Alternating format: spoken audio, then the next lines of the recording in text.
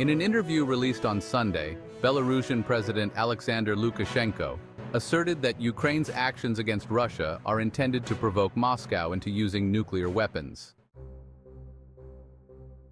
Ukraine's escalation is a strategy to compel Russia to respond asymmetrically, potentially with nuclear arms, he stated during an interview with the local media outlet Rossiya, as translated by Belta. I'm certain that Ukraine would welcome a tactical nuclear strike from Russia or us. They would celebrate it. Lukashenko, a close ally of Russian President Vladimir Putin, accused Kiev of inciting Moscow to consider nuclear options in a bid to strengthen a united front against Russia. We would likely lose our allies, he added. There would be no sympathetic nations left. Russia and Belarus conduct second phase of tactical nuclear weapons drills in response to Western provocations.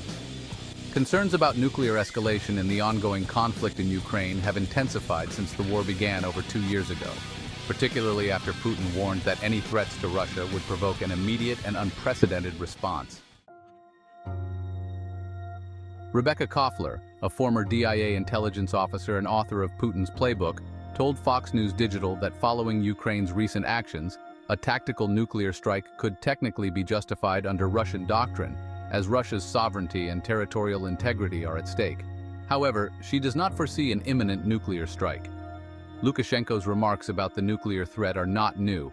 He previously stated that Belarus would employ nuclear weapons if the enemy crosses the border of the Union state. There will be no red lines, and the response will be immediate.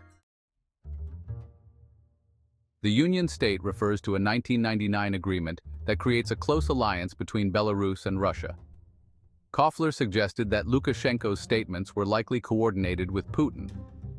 Russia and Belarus are part of the Union State, with aligned military doctrines and loosely integrated forces from a command and control perspective, she explained. Ukraine targets Russian bridges in strategic move against Moscow's counteroffensive in Kursk. Despite their strong ties, Belarus has not yet deployed troops to support Russia in its ongoing invasion of Ukraine, although it has permitted Russian forces to launch operations from its territory. On Sunday, Lukashenko announced that he had relocated one-third of Belarus's military to the border with Ukraine, following reports that Kiev had stationed approximately 120,000 troops there, according to Reuters and Belarusian news outlet Belta. This move likely aims to create the impression of a second front or to pre-position forces for a potential second front on behalf of Russia, thereby threatening Ukrainian forces and stretching their resources, Koffler noted. Additionally, she suggested that Lukashenko's comments are intended to exert psychological pressure on Ukrainian President Volodymyr Zelensky and his administration, fostering uncertainty about future joint actions between Russia and Belarus. The precise number of Belarusian troops at the border remains uncertain, but reports indicate that one-third of Minsk's military force could amount to around 20,000 personnel.